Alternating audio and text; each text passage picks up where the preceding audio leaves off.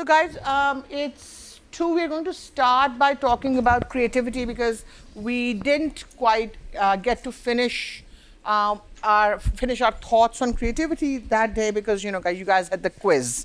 Can somebody tell me what they remember from the creativity lecture? Where does creativity come from? What is the one neural correlate that's remarkable about creativity? Ibad, uncha putra.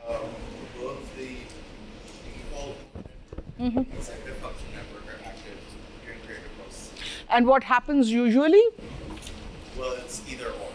It's either or, because they generally do opposite things, right? So executive function is, we're going to go run up these flights of stairs, this is how we are going to execute it. So the default mode network actually extinguishes at that point in time, whereas default mode network is sort of like, it's not really, but it's sort of like sleeping, where all the loose connections are there, and you can kind of like sort of like skim over the surface of everything that is in the brain and see what loose connections you can see.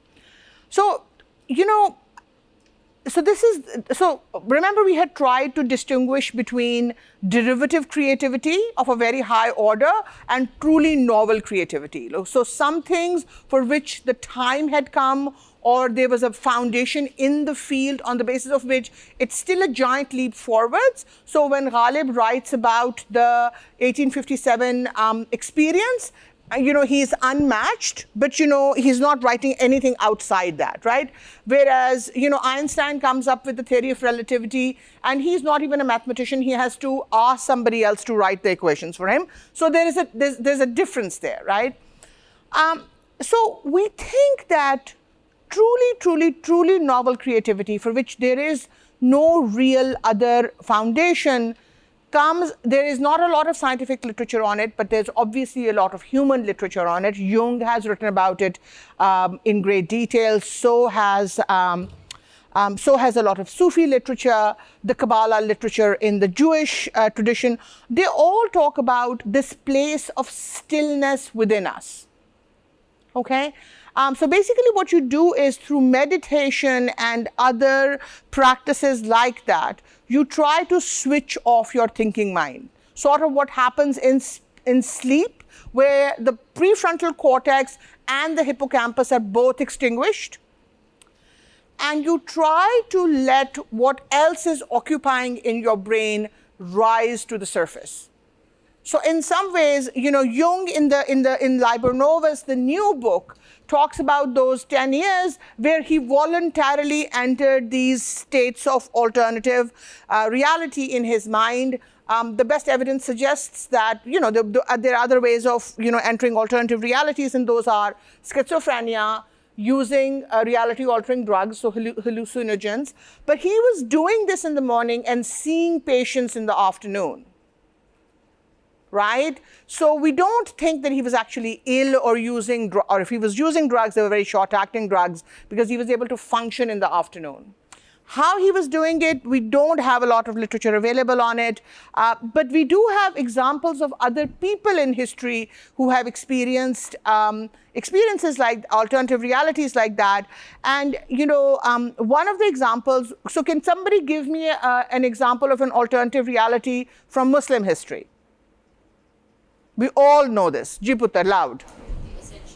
The ascension of the Prophet. So do you want to tell us a little bit more about it? For those, does anybody here not know about the ascension of the Prophet? Okay, go ahead and tell us. It's like Miraj, right? Uncha putra. Then the story goes that the Prophet is in his moment, and Allah sends a magic horse, Buraq, like a Louder, putra. and like the whole journey takes place. He meets all the prophets, etc. And then when he gets back, the door knocker is still swinging on him. So he essentially completed a whole journey and like descended to the south or everything like.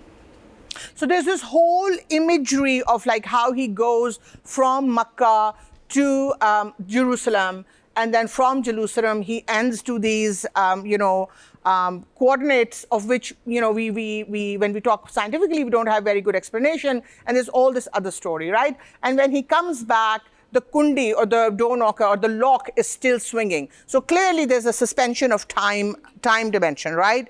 The thing that, and this is I've read this, I cannot, I can't vouch for the veracity of this, is that when Muhammad came back, may peace be upon him, and started talking to people about his ascension, there were people who were like, Abu Bakr Siddiq Radhiyallahu anhu said, somebody told him this had happened, and he said, I believe him because he, just doesn't lie, right? There were other people who were skeptical. They were like, is this a really vivid dream? And so the Prophet, on his way from Makkah to Jerusalem, had seen caravans who were traveling towards Makkah. And the caravans then started arriving in the order in which he described them. So there was a large group of people who started believing in them. So what I'm trying to tell you is that true creativity or true insight. So Jung talks about, for example, all the rest of the work that he did in his life, the source material came from those 10 years where he was, or entering these states of altered consciousness. And notice that, they stop at a certain point in his life, and he's not able to continue them through the rest of his life. So all of us, I would say, who are interested in creative work need to cultivate stillness. Whether you do it through essentially very deep namaz, or whether you do it through 5 minutes of meditation, or longer periods of meditation, or sometimes people are in nature paying attention to your dreams. All of these are ways to cultivate, cultivate stillness and get truly novel ideas. The other thing that you need to remember, the two other things that you need to remember is that if you have the most creative idea in the universe, and then you do nothing about it, does that benefit you or somebody else?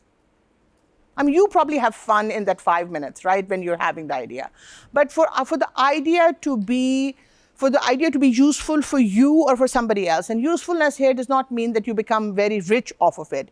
But utility, I feel, is a very maligned concept. Utility has great value in human life. So unless you have the internal discipline to sort of like pursue that idea, so in the beginning, especially if you have a truly creative idea, people are going to be very skeptical of it, because it will be like, people will be like, you can't do this, or how is that possible? So you have to have a certain amount of persistence, you have to have a certain amount of internal discipline to like pursue it, and then it becomes something that you can kind of look back and say, this is my life's work. The other thing, the other reason why you would go to inside yourself to get creative ideas is that other concept that I've been trying to inculcate in you throughout this course, is that you're only really going to pursue things passionately that have a connection with you. An esoteric idea that is meaningful for somebody else, if you try to pursue it, there's going to be a certain amount of lackadaisical energy. Ho gaya, na hua, to phir bhi. So then when you go home and you can't stop thinking about your botched experiment, or you're stuck at some point and you're like, until I solve this, I can't eat or sleep. We don't need to be very dramatic about it, but those are the kind of places that actually take people to meaningful breakthroughs. Okay. Does anybody have any question about this?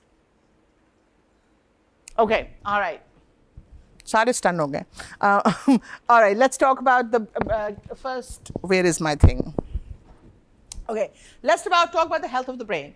Why are we talking about the health of the brain will become apparent as we go through the lecture. So a song for a large-headed species. So if you look at babies of goats or donkeys or horses or cows, within a few minutes after they're born, they're able to kind of stumble, and then they start walking, and then they really need very little help feeding. So they need the mom's milk, but they really they don't need like somebody to hold their head and make sure they're warm and all of those things. So humans, when they develop their large brains, to begin with, from an evolutionary standpoint, you question that. Because the brain is the most energy-intense organ in your body. And for a species that has been constantly starved for calories, this calorie-intense brain, is this a luxury that you can really afford? So obviously, the calories had to be there, otherwise that evolutionary pathway would have been cut off, right? So let's say you've solved for calories, then how do you give birth to this large-headed child? So the compromise that happened in human evolution is that basically human babies are born, all of us are born prematurely. The birth canal is just not big enough that if you have the human equivalent of a calf or a human equivalent of a lamb, the child would be born when they're like, 7, 8, 9 years of age. The mother would die in that process, right? Even if you could bear through the pregnancy. The other thing that is really important about the human birthing experience is that unlike other animals, most human moms can't give birth on their own.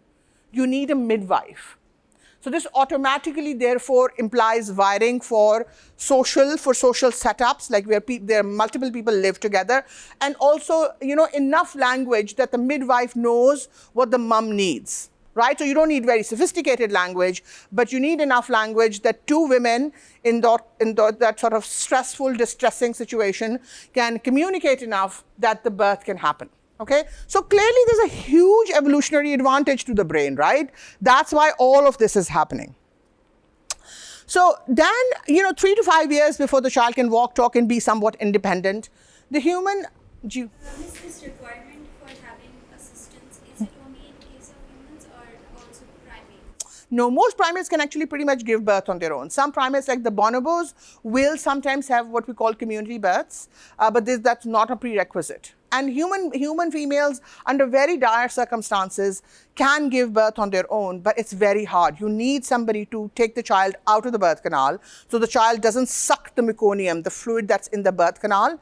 And it's okay if it goes into their gut, but sometimes the meconium can go into your lungs, and then that gives you aspiration pneumonia at birth. The other thing is you need somebody else to cut the cord, and if you've just gone through labor and you need to cut the cord, that is hard.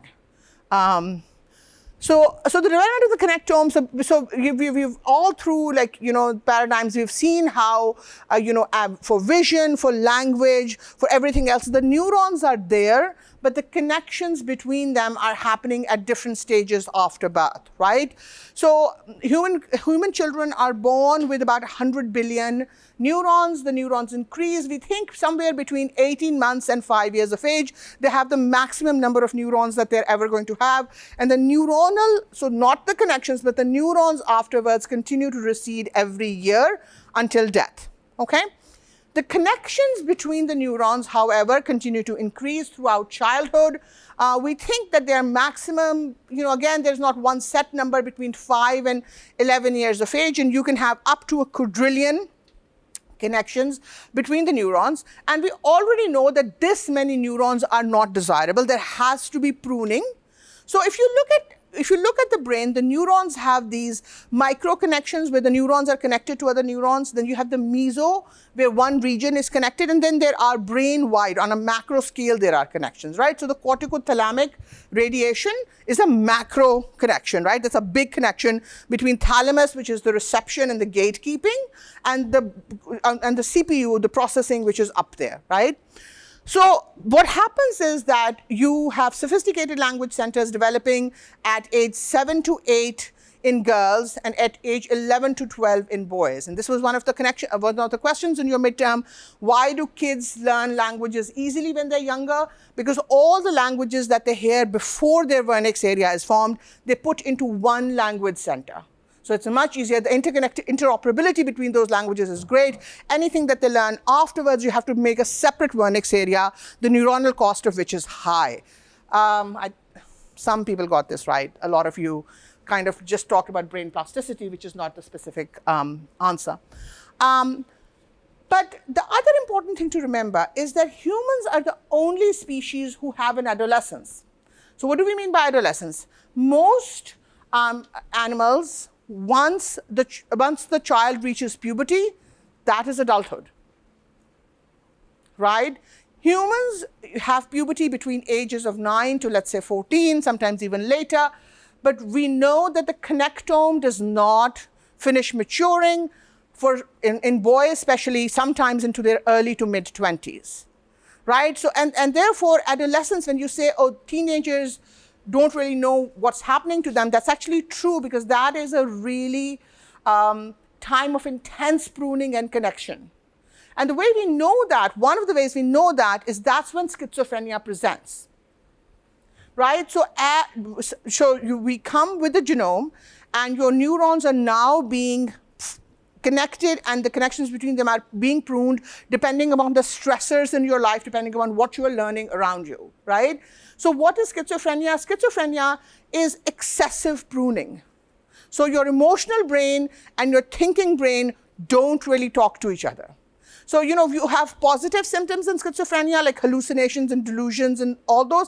But the main problem in schizophrenia is that patients with schizophrenia have no executive functions. They cannot make decisions. And the positive symptoms of schizophrenia, the hallucinations and the delusions, can be treated with medications because those are neurotransmitter problems. Whereas the executive function cannot be fixed because the connections do not exist. So unless you have a way to do controlled new formation of new connections under controlled circumstances, because if you have uncontrolled connections, that also does not work, right? So therefore, the problem with the executive function in schizophrenia is a hard problem. You need controlled new connections for that problem to be solved. We know from twin studies that the concordance in schizophrenia is about 30-35%. So just because you are born with a tendency towards schizophrenia does not mean that a person will get schizophrenia. Teenage stress or early age stress is clearly very important. Twins are basically two people, in two separate bodies. One of them gets identical. Why are you laughing? Identical twins are two people, are the same person in two different bodies. One of them gets schizophrenia, the other person doesn't in 66% of the cases. So it's in one case in which your genes are not your destiny. So evolution has worked so hard to give us the brain that we have. For a smart species, that would be enough reason to protect it, right? That is why we are the dominant species on this planet. But humans are smart only in the long run. We are a very silly species in the short run, right?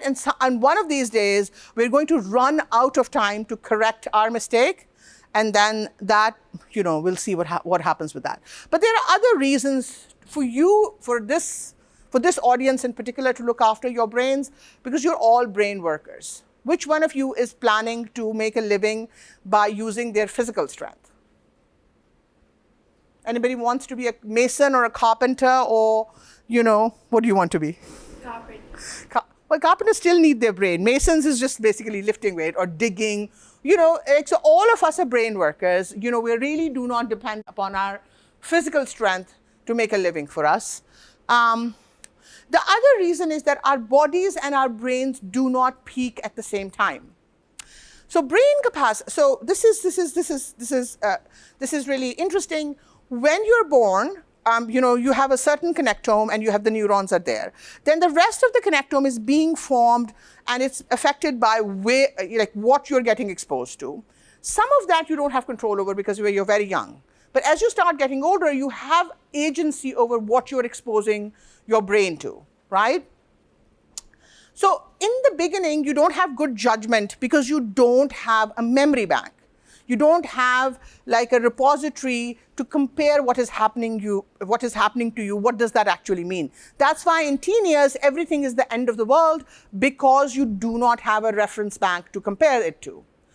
However, once you develop that reference bank, the brain tries to compare every new experience to that reference bank. And that takes away your ability to experience anything as new. So, somebody here said, Picasso said that it took him 40 years to become an adult, and then I don't know how many other years to then go back to his childlike brain. So creativity, if you're interested in that, requires that childlike experience of experiencing something as new, and not just sort of like saying, oh, let's compare it to this and label it as like a new variant of this and file away as that. So your peak brain capacity is when you have a big enough reference library to basically be able to think of something, worthwhile. You have enough childlike curiosity left to think of something new, and you still have enough bodily vigor. So imagine this is happening in a 97-year-old guy who basically, can't even get out of bed very properly. Not ultra useful. I mean, still good for that person, but not ultra useful. So most of us have peak brain capacity somewhere, in our middle age. By that time, your infrastructure is already aging. So if you don't take good care of your brain, you're going to have peak brain capacity at a time where other limitations are not going to allow you to do very useful work. Is that clear to everybody? Jiputar. How do you speed up what? Peak brain capacity? The infrastructure. What if I want to have peak brain early? So partly that is not in your control. That depends on your early life. In Bhagavad Gita, it says that, in Bhagavad Gita, they say that if you're a good person, then you will not be born again. You'll have moksha. If you are a bad person, you can be born again as a fly or as a mosquito. If you're really, really unlucky, you may be reborn as a woman. So being reborn as a woman is worse than being a mosquito or a fly. Or they say it's also possible that when you're reborn, you'll have enlightened parents, but you need very exceptional luck for that, right? So partly that is not under your control. Once you do have control, it's like we'll talk about all the things that help you reach brain capacity, in an early stage. Very few people when they're young have the sort of sagacity to opt for those options, but, Yes, Jiputar, Uncha. Why is having feeling the bad thing? You tell me. We've taught you enough that you should be able to tell me.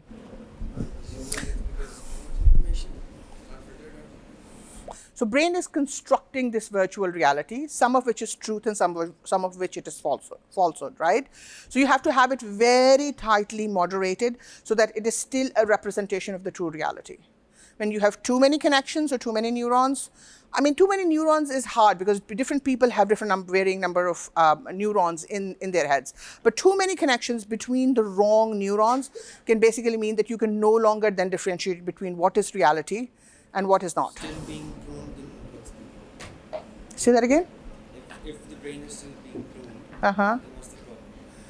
But the pruning stops, that active adolescent pruning stops at a point.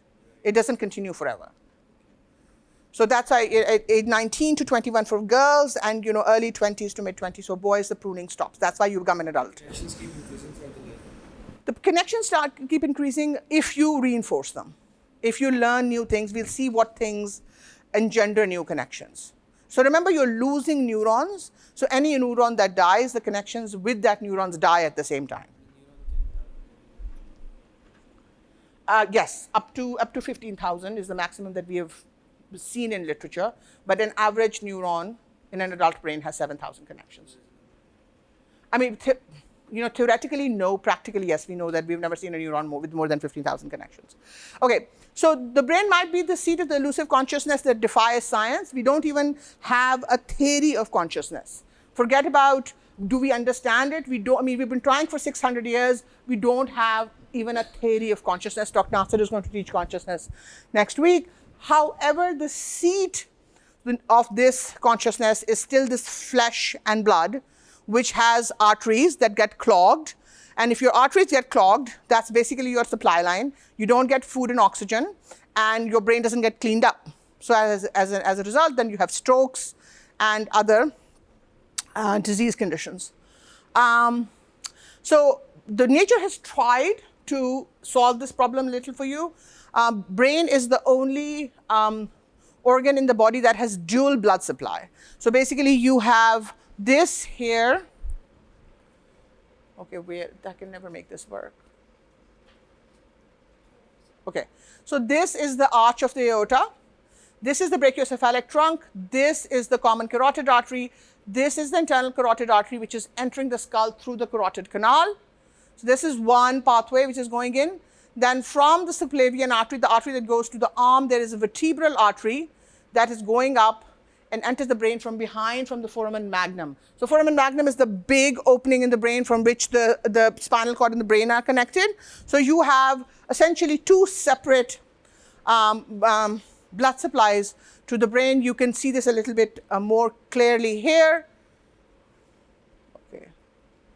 So this is the internal carotid artery entering the brain through the carotid canal. This is the vertebral artery going up and then, through the foramen magnum entering and joining together to form the basilar artery. And this is the circle of Willis. So the circle of Willis is formed by, these were the two vertebral arteries that were going up.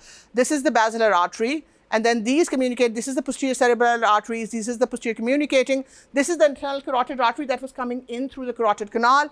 It divides to form the middle cerebral artery and the interior, these are the anterior cerebral arteries. So if you cut the circle of Willis and hold the two ends, they bleed from both sides. Because blood is coming both from the front and from, it's okay. She's looking nauseous at the thought of like cutting the circle of Willis. If you're squeamish, biology is not for you. So basically, if you have a major clot at this point, the brain can take care of that. You can get blood supply from the other side.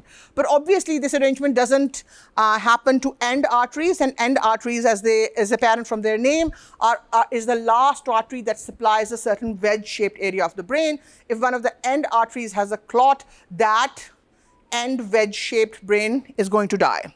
And what's the maximum cutoff? How long can the brain live without blood? Oh, nahi yaar. No, it's under a minute. It's under a minute. So when people have mini strokes, basically the stoppage is under a minute. Basically, it takes time for the symptoms to resolve because the cells are coming back to original function. But 8 minutes, the brain is like, if we are coding somebody and they don't have blood supply for 5 minutes, you can call off the code. They're not coming back. Ji putra.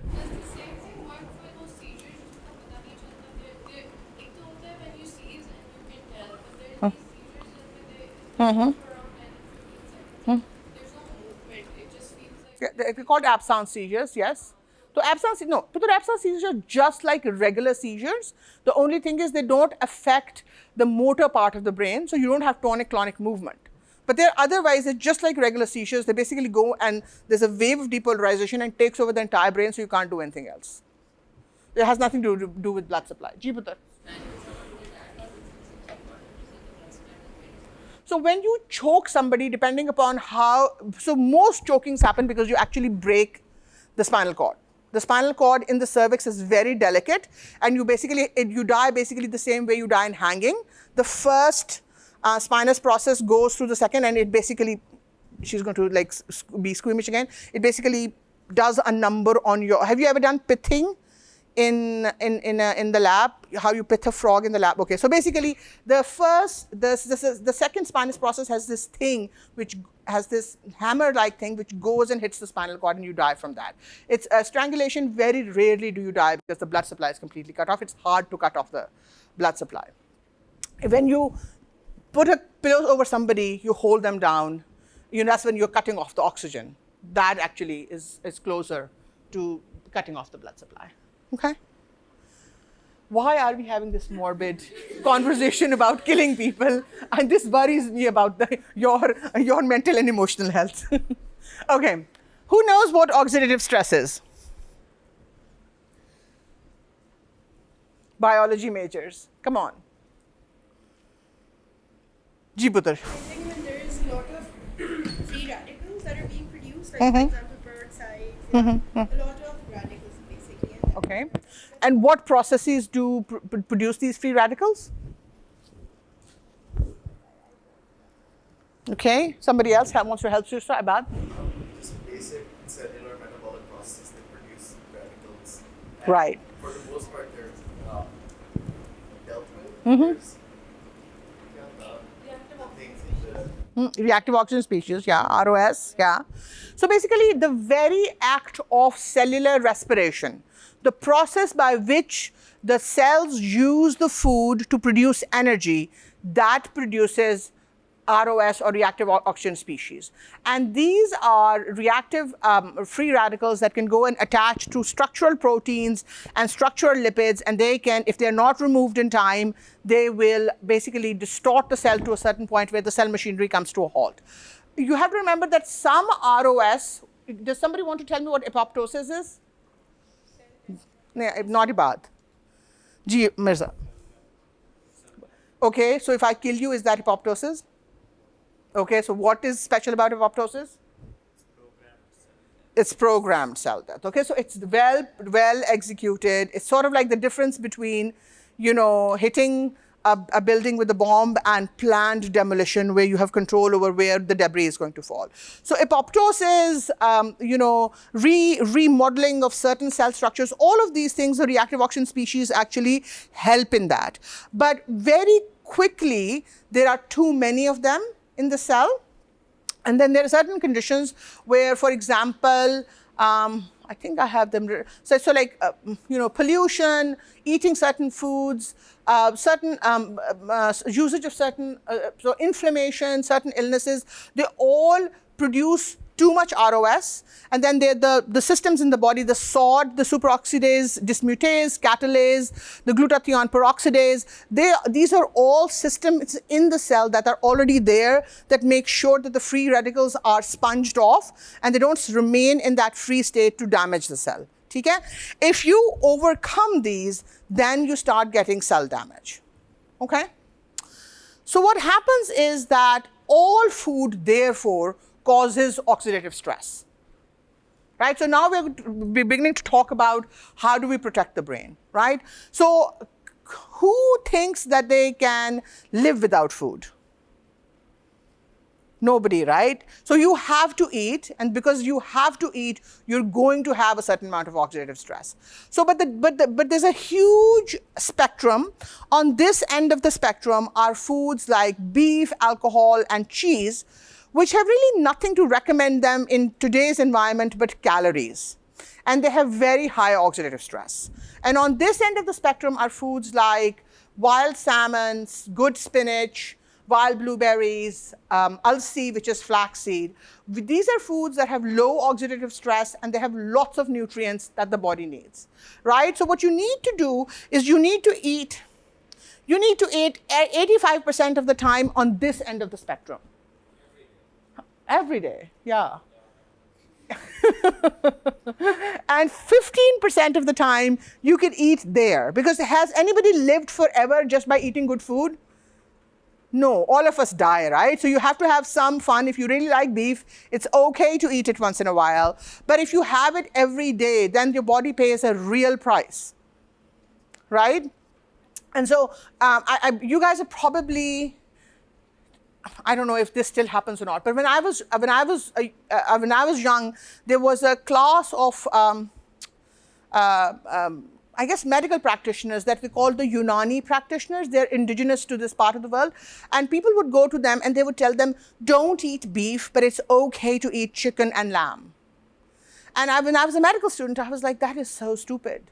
That is, all of that is protein. If one kind of protein is bad for you, then the other kind of protein is bad for you. And this is what they were trying to get at. They didn't know what oxidative stress was, but they had figured out that beef had much higher oxidative stress. So if you were ill, eating beef was just putting extra pressure on you. And so chicken and lamb, which has lower oxidative stress, is better for you. So sometimes things that you hear from your elders are just old wives' tales and they have to be dismissed. Sometimes they have real wisdom in them, so you have to listen to them carefully. So basically, 15% of the time you should eat whatever your heart desires. 85% of the time you need to eat foods that have two conditions. They have low oxidative stress and they have lots of nutrients. So remember, 200 years ago, you would eat kilos of spinach and kilos of sarson ka saag and kilos of like tarboos because that's all you had to eat, right? In my father's village, you would eat meat when basically you sacrificed an animal, and then you had to eat the meat quickly because there was no refrigeration. So the whole neighborhood would eat a cow in 2 to 3 days and then they would be done, right? If you killed a chicken, then that chicken was not producing eggs anymore, so there was a trade-off, right? So now we don't have those kind of trade-offs, therefore we have to use our better judgment. And what did I say about better judgment? Humans are not very smart in the short term. So in the short term, the biryani or the bakar khani or I don't know, the shahi tukre looks really, really good. But honestly, the spinach salad or, the alsi drink is much better for you. Okay, sleep, I'm not going to spend too much time talking about sleep because we've already spent, whole lecture talking about, the function of sleep. We've talked about the fact that sleep is probably the primary condition of animals and that wakefulness probably happened afterwards. And what happens during sleep, especially during REM sleep, is that everything that you have taken in during the day, you are then deciding, what do I hold on to? What has loose connections with what will be useful for so remember the brain has this sensory model, virtual reality model, and you're basically sort of optimizing that model every night when you sleep. When you sleep, if you don't sleep, this is not happening, right? So for those of you who think sleep is a waste of time, I've met people like that. It's just say no to that. The second thing is if you mess up the architecture of your sleep. So REM sleep is one of the most fastidious elements of the sleep architecture. When you are depressed, your REM sleep gets disturbed. Certain, sleeping aids mess up your REM sleep, right?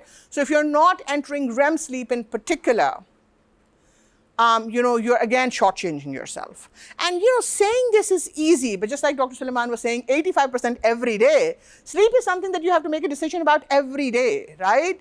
So it's a hard discipline in the short run with high dividends in the long run. So, at the age where you are at, any time is a good time for a behavior change. But this is the time to build the foundation of good habits. So, in your 40s and 50s, you don't have to worry about, oh my God, I have hypertension or diabetes, or, I'm dependent on benzodiazepines for sleeping. If you sow the right seeds now, your harvest will be rich.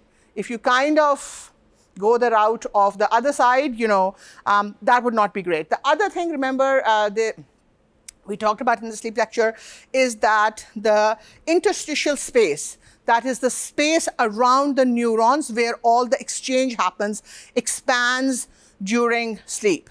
So therefore, your neurons are getting cleaned out during sleep. This does not happen while you're awake. So if you're not sleeping, A, your model is not getting optimized. B, you're not doing repair. C, you're basically not getting cleaned out. Ji Putar. Since these processes are kind of the same for everyone, then why is it that some people need more sleep? Established is that some people need more sleep. So Lumsax has this entire course called body typing that you took part in. So, you should look at that. So we are not, much as we would like to be, and, if this was a completely fair world, we are not physiologically the same. So that would mean that someone probably needs more sleep or needs more time building those physical connections. Yeah, their sleep is not as sound. Their sleep architecture is not as sound. Their system just needs more sleep.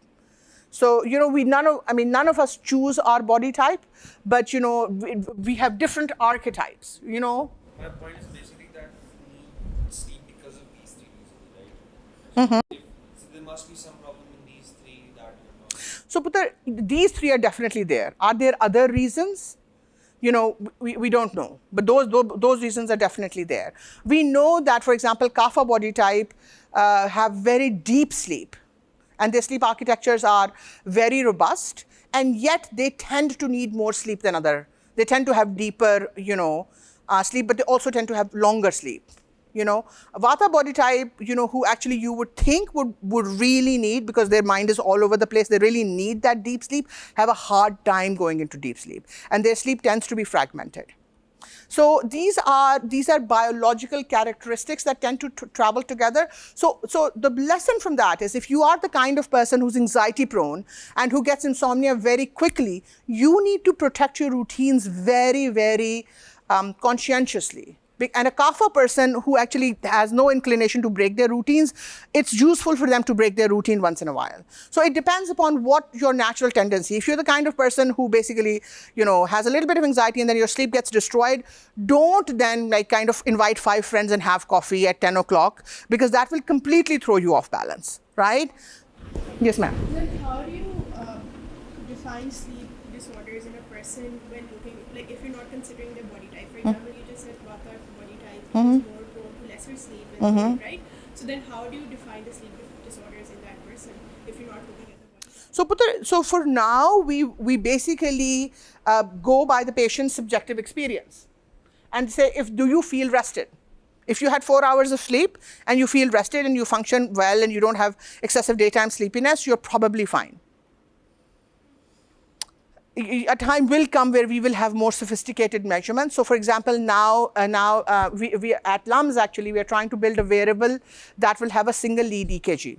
If you have a single lead EKG in a wearable, then you can actually define very clearly stages of sleep at night. So then you body type these people by their archetypes, and you look at their sleep architectures and see which body type has the most robust sleep architecture. Is there a certain number of sleep cycles that need to complete to come up with, and before you can say, yes, that's enough sleep? Does one body type need 5 cycles and the other one is just fine with 3? Right? These are all questions that you guys should be thinking of setting up studies to study. Okay, Jibutar. Say that again?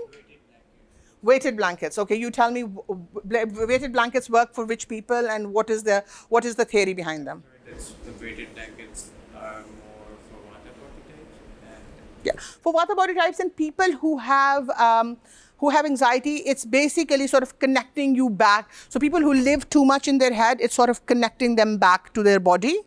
It's like, you're increasing your somatic input into your thalamus and sort of grounding you more to help you sleep. Some people, if you're the wrong body type, then the weighted blanket actually can bother you. But for the right people, it's very helpful. Okay, aerobic exercise. So, I don't think, has anybody ever touched a brain? I mean, not a human brain, but any brain. Brain massage is cooked, yaar. Khuda de vaste. Can you tell me what it feels like? Was it already in formalin or had it just been removed from the animal?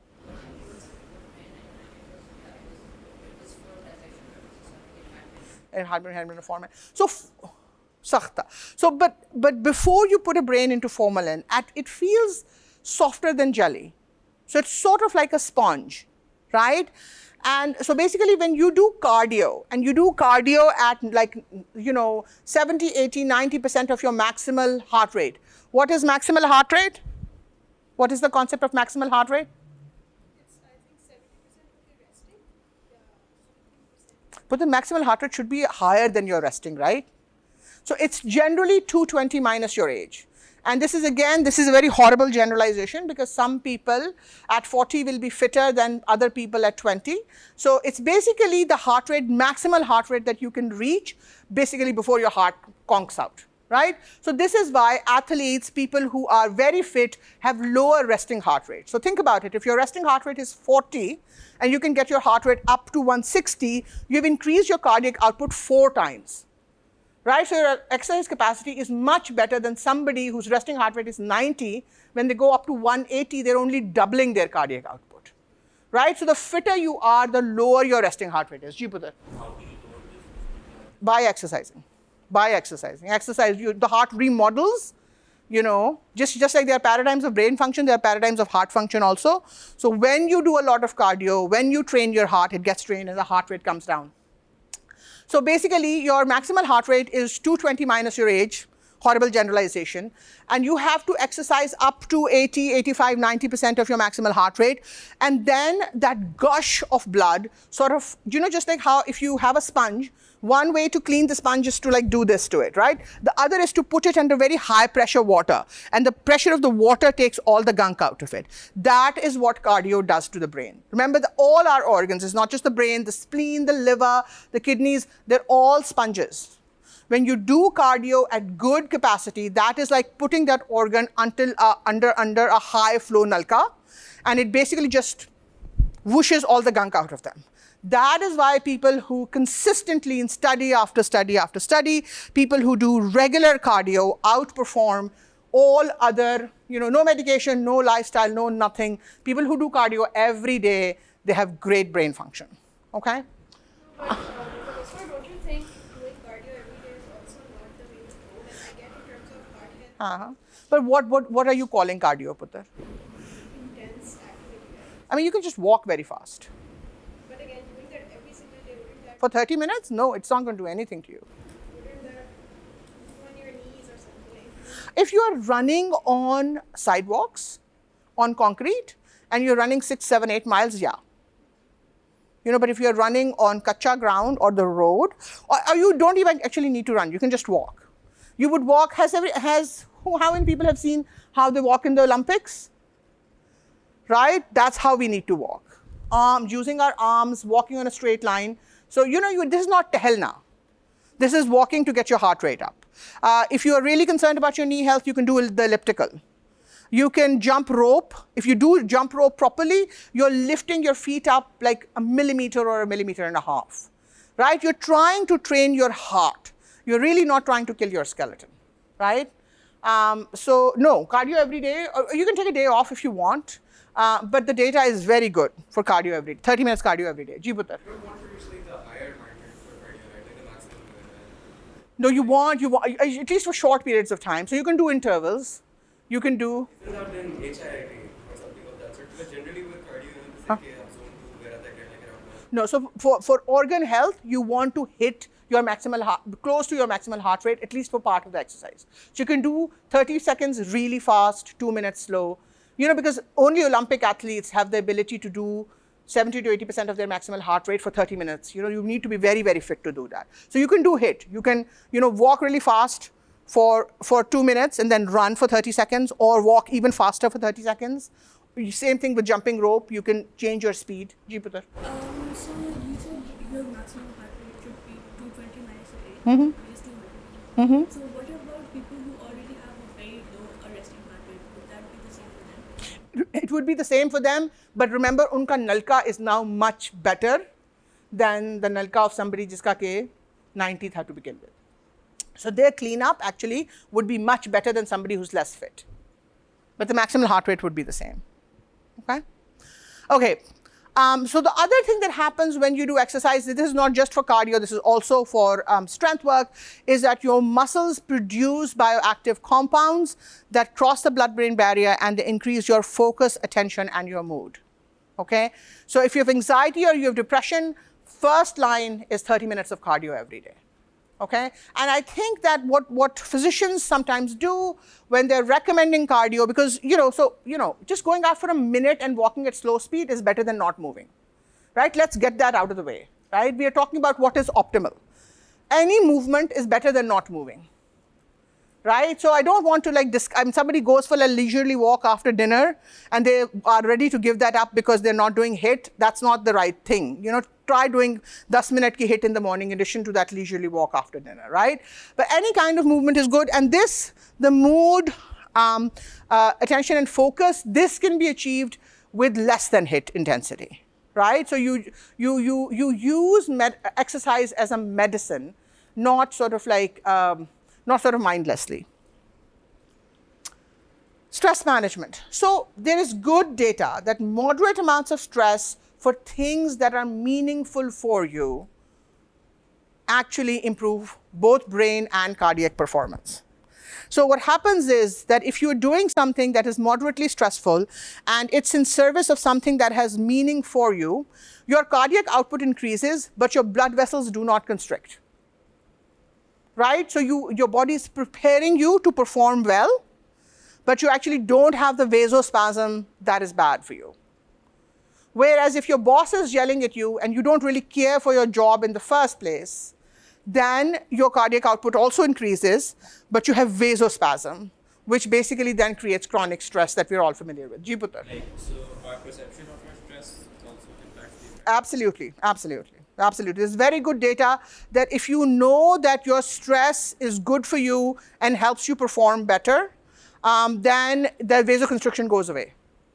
And if you are bombarded always with the facts, you think of your stress as bad, you're like, oh my God, I have to stay up 20 more minutes, or I can't go meet with so I'm not going to ever say forgo sleep, but let's say you had plans to meet your friends and now you have to do some work and you're like, oh my God, this is going to be so stressful. That is going to produce the changes that are not desirable in your body. But if you recast your stress as something that helps you perform better, which it does, then the changes are different.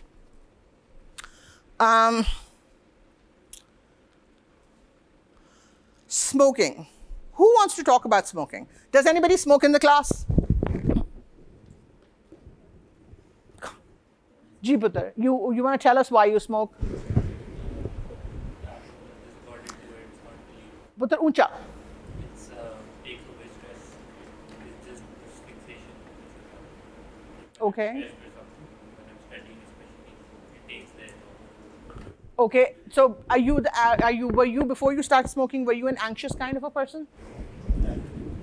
Okay. So then, what edge is it taking off now? If you weren't anxious to begin with. Because when I study now, I think I feel the need for it.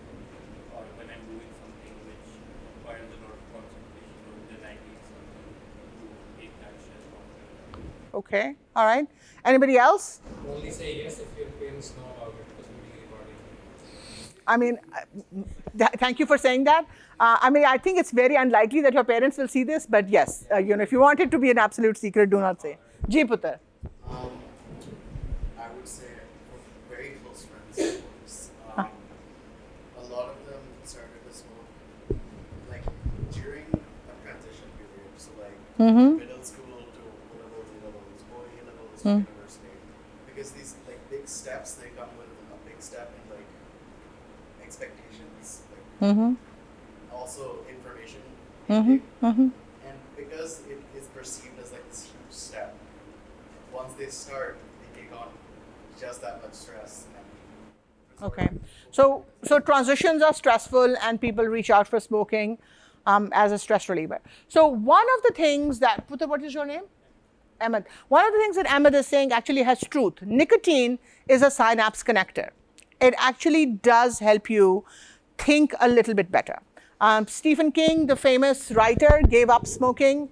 And he said that his next novel took him twice as long to write than the previous novels that he had written while he was smoking.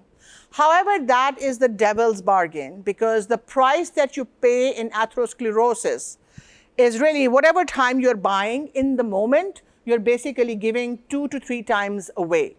So what is atherosclerosis? Will somebody tell me what atherosclerosis is? Ji Putter, uncha.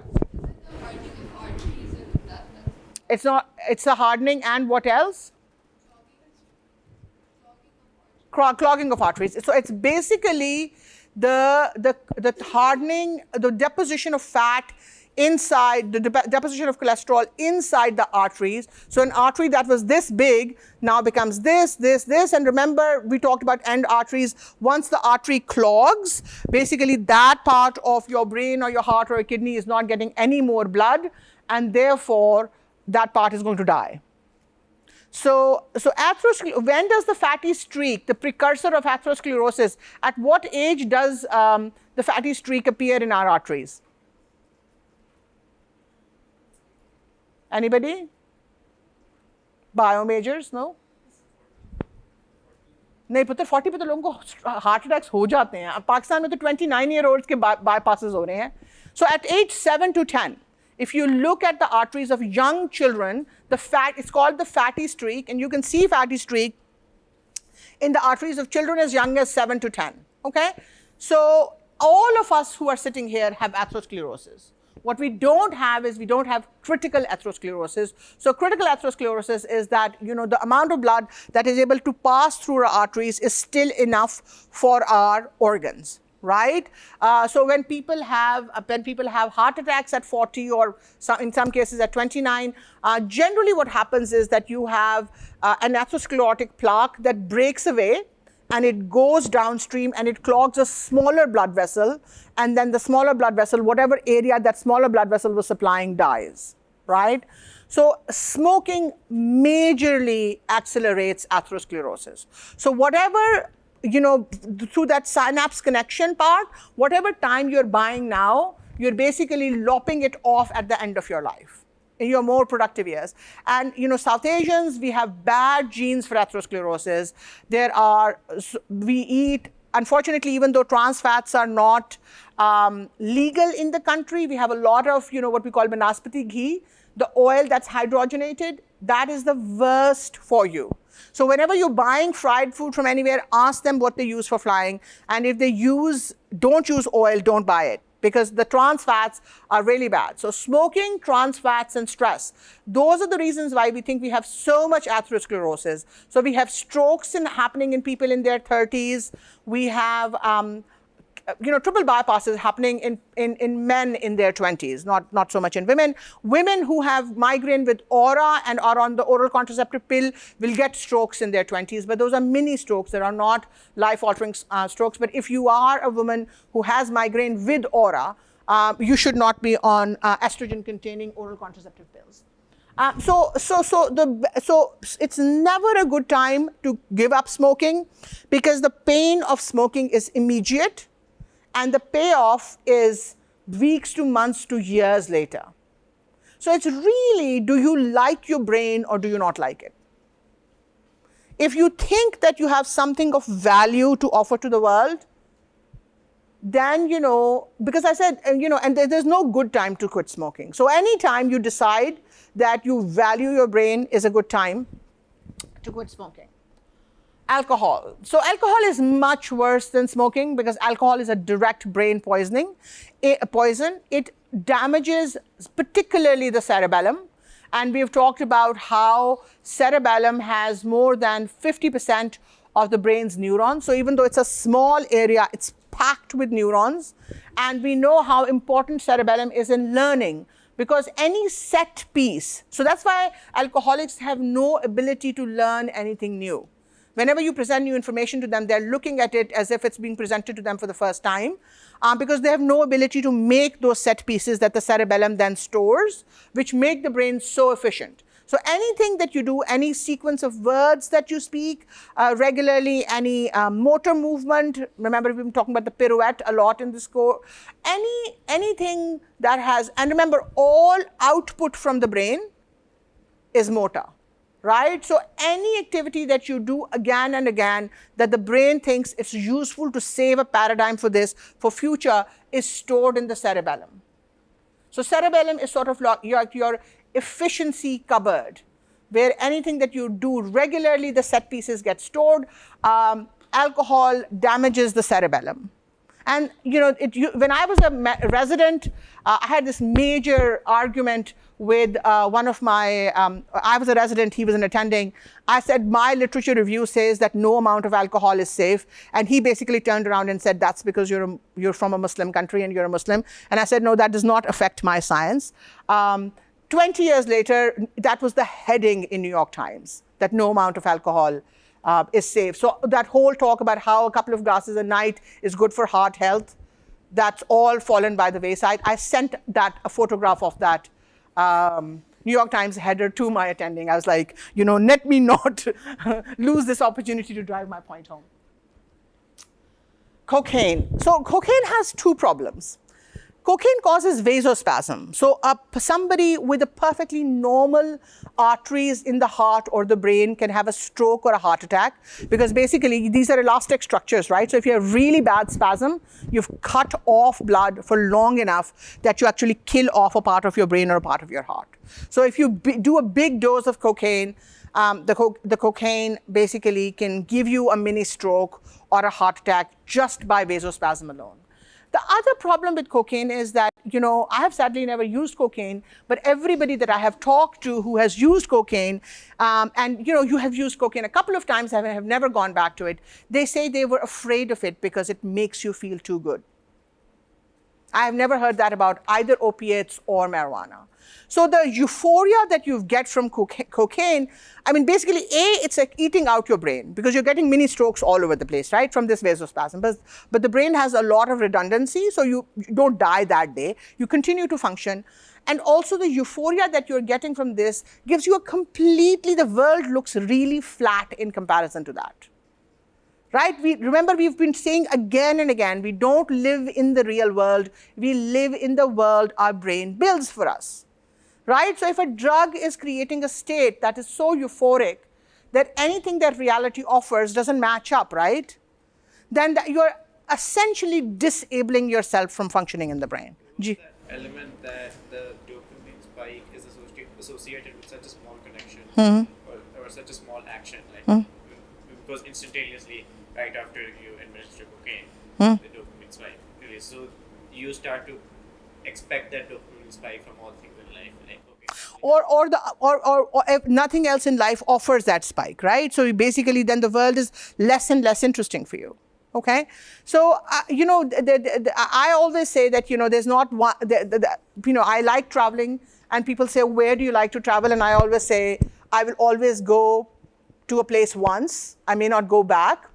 Cocaine is one place I don't think that you ever want to go even once, because people who have that kind of brain that gets hooked on, this is the hardest one to come off of. Opiate withdrawal can kill you. Cocaine withdrawal doesn't kill you, but cocaine disables you to function in the world in a way that opiates do not. So talk about opiates. Opiates, the big problem with them obviously are they're habit forming. That graph that four of you drew well, the want, like, learn graph in the midterm, that applies most to opiates. So people crave opiates long after they stop liking them. So they don't get that euphoria from the opiates anymore, but they still cannot function without them. Opiate withdrawal also has the ability to kill you. Alcohol withdrawal and opiate withdrawal, both you need to go into the hospital to come off of them. And the psychological withdrawal obviously is very much there. There are opiates of various strengths out there. You can eject opiates, you can smoke them. Regular opium, they're life-saving drugs in cancer pain, in certain pain disorders. The opiate-derived compounds are life-saving drugs because, constant chronic pain people kill themselves. There's a condition called trigeminal neuralgia in which the fifth cranial nerve starts hurting, and the pain is so bad that people want to die. So they're life-saving drugs, but they are habit-forming. Is anybody following the opiate crisis in the US? So, Putan, you want to tell us a little bit about it? Yeah, so it's been happening for a very long time now. The company Purdue Pharma, what they did was that they made some very addictive medicine, and they started asking the doctors that they have links with to start prescribing them to their patients. And when they prescribe them to their patients, so go instant relief in the moment, where they would get very, very addicted to them, and in the longer run they would start really, really harming them. I'm not sure of the exact harms, but then there were lawsuits, etc. on Purdue Pharma, and they were spying. Yeah.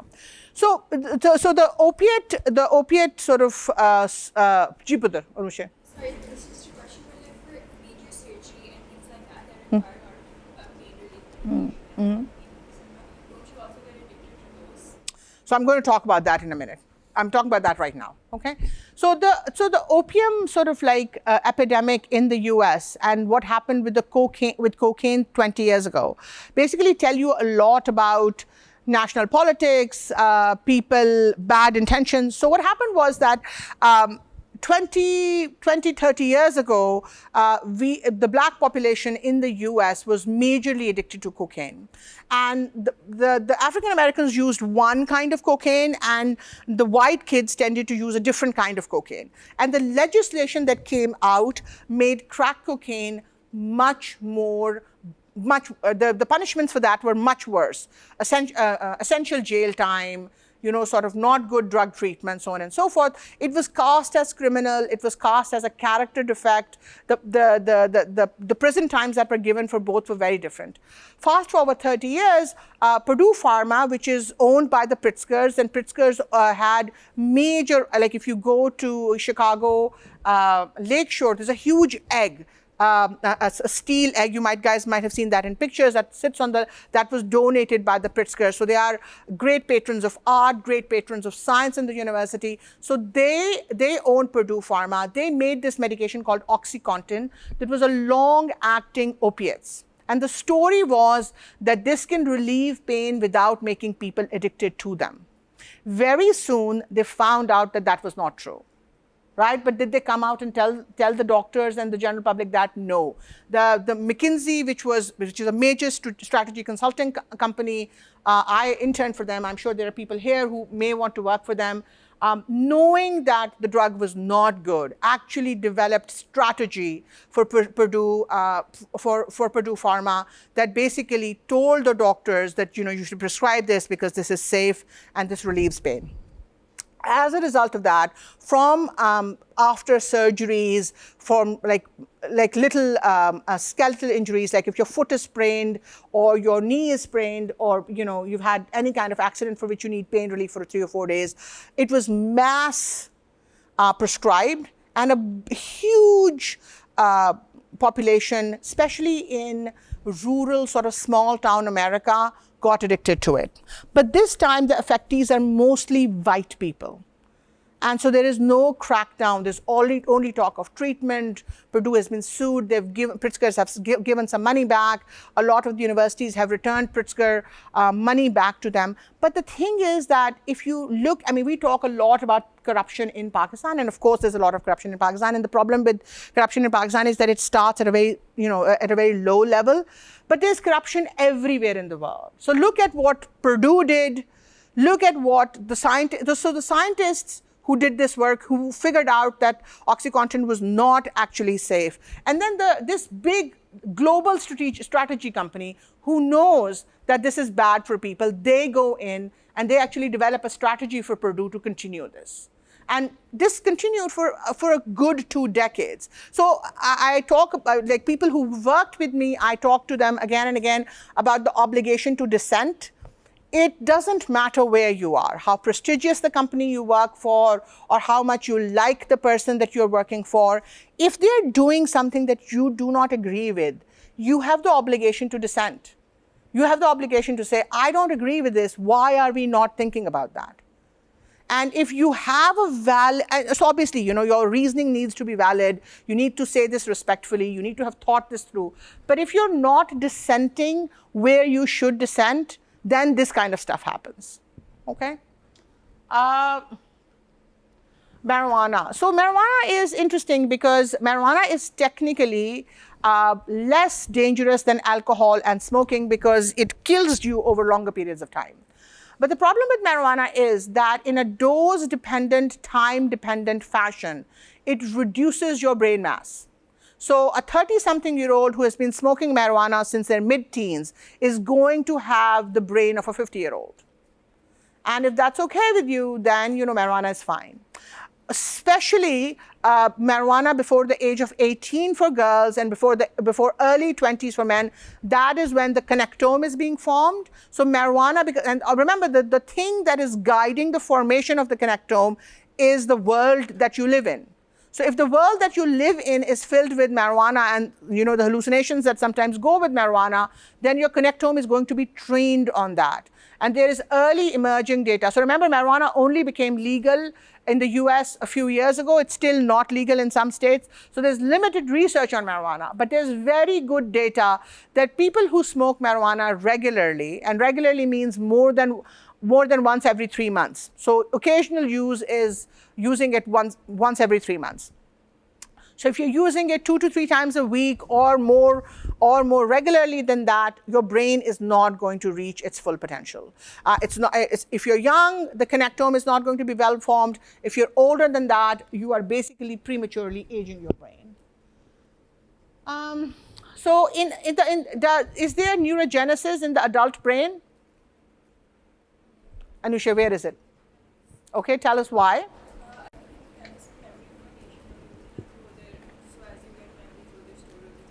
Right. So we're going to talk about memory next time, but basically hippocampus produces about 700 neurons every day, and it's basically to modulate memory, old memories that have been stored. That's how it basically tells this is something that you've already encountered, this is truly novel. So that neurogenesis, for example, in depression stops. So remember we were talking about SRIs, and SRIs we know increase the levels of serotonin in the brain, but one of the ways they work is that they reduce neurogenesis in the hippocampus. And in chemotherapy patients in whom, because of the chemotherapy, that neurogenesis has been stopped, SRIs do not work until the brain has recovered enough that the neurogenesis happens again. Okay, so a bunch of things, neurogenesis, obviously, memory is a really important in cognition. So things that you can do to protect this neurogenesis is really important. So the study of dementia is difficult for obvious reasons, right? We cannot produce demented people on demand just because we feel like studying it. It happens slowly. We don't truly know when the first signs or symptoms appear. But the best data that we have, these are the 4 things that we think protect against dementia. So cardio, we've already talked about at length. The second thing is learning truly novel things. So पुत्र आप बताएं grey shirt में कि truly novel thing क्या होएगी सीखना? What is the definition of a truly novel thing? अगर कोई बायोलॉजी का स्टूडेंट हो थियोलॉजी के बाद फिलोसफी को पढ़ते तो उसके लिए थोड़ी नॉवल थी बायोलॉजी और थियोलॉजी तो बहुत मिलते जुलते हैं, सेल के अंदर अलमिया रहते हैं. जी पुत्र आप बताएं. ओके, सो अगर आप कौन कौन सी ज़बानें बोलती हैं? Okay, so if you were to learn a truly novel language, what language would you learn? Okay, so do you see like a completely different language family? So if you speak Urdu and you start learning Farsi, that is not truly novel. A lot of the underlying structure is very similar. Even Urdu and English are both Indo-European group of languages, so they're not that different from each other. So you want to learn one of the South Indian languages, so Malayalam or Telugu or Tamil, or one of the East Asian languages, so Japanese or Mandarin or Cantonese or Hangul. Those would be the languages that you would learn for something truly novel. So if you play, for example, the violin, learn the piano or learn the drums, like truly, something that requires new wiring in your brain, not related to something that you already know. What is numinosity?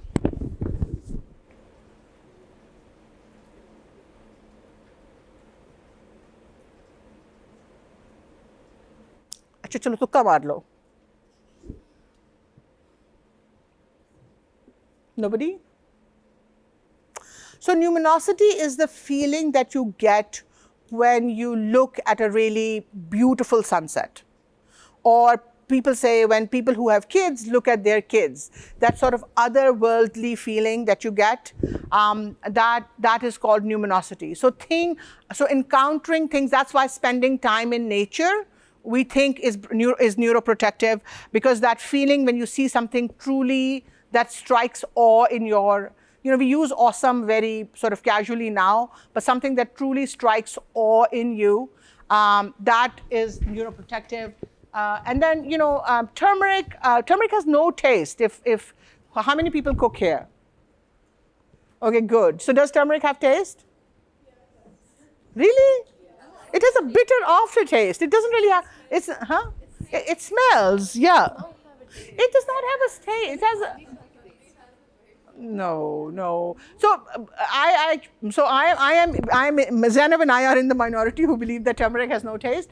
I think it's added to the Indian handi purely for medicinal reasons. Turmeric is absorbed with fat and with black pepper, and the handi already had pepper and ghee.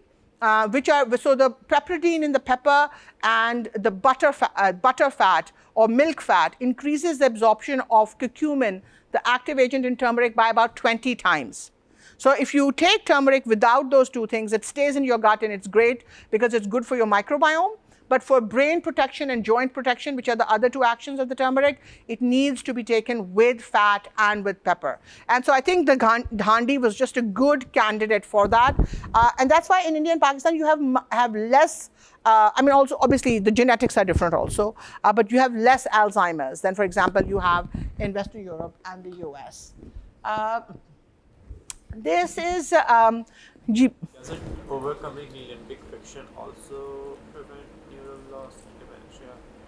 limbic friction? Like engaging in actions that you don't want to do, but are good for you. Like that friction between your prefrontal cortex and your what's the other? No, Limbic system. yeah. I don't know the literature on that. So if you do, read it and bring us a reference next time. So basically, remember how we were talking about how the brain keeps a record of many things that our conscious brain is not. Okay, so imagine that there's a huge ball, right? Your consciousness is this spot on that ball, right? What you are only conscious of what your attention is able to handle, but everything else that is happening around you, your brain is absorbing, and then it's taking it out at night and kind of looking at it and thinking, what do I need to do with it? So, it's sometimes I feel that a lot of the things that my grandmother and my mother said to me when I was younger, and I was like, they're so full of it. Like, I now through research have come back to them that, the people that you allow into your life, and I'm not talking about how witty somebody is or how much, although wit and humor is really important, but, generally what kind of energy do they bring to your brain? Is your brain irritated by them, or is it generally strengthened by what they're hearing around them? So, in the long run, we don't have options in our parents and our families, right? They're sort of given to us as a package. And we already said that Bhagavad Gita already says that, you need exceptional luck to get enlightened parents. But, you have choices in your friends and your significant others, right? So when you are choosing friends or significant others, the Prophet, may peace be upon him, says that you can choose people for their families and how they look and for their character. So choose people for their character. And, science sort of says the same thing, that hanging out with people who sort of strengthen the core values that you want to live with makes it easier. There's lots of data that people who are socially connected hold on to their brain function much more than people who are not, people who are socially isolated. So there's that famous study where there are two cities in upstate New York, one where all the people from a German village have moved to, and another where people from all different places, and they eat equally bad food and they live in equally bad climate because upstate New York is really cold and they have a short summer. But the people who have all moved from the German village, who still, 4 or 5 generations after migration, are very well connected, outlive the other city by more than a decade. So the amount is not, the time is not small. They have much fewer levels of depression, much lower levels of Alzheimer's depression. So social connection is really important. And when we talk about social connection, we often don't talk about the other underpinning of social connection. That social connection is only possible with good people. If you have social connection with bad people who are stressing you out all the time, there should be a study on that. Maybe one of you can do that. And then this is the last part, which, we've been talking about again and again and sort of connecting it, which is spending time in nature. Because numinosity is such a big part of holding on to, your brain function. But in order to spend time in nature, again, you have to go back to the first principles. You have to have nature around you. We live in Lahore. This was the city of gardens, right? Look at how we are developing our living spaces now. How big is Defence? Does Defence have one park that is worth its name? Look at Model Town Park, or look at Shalimar Gardens, or look at Lawrence.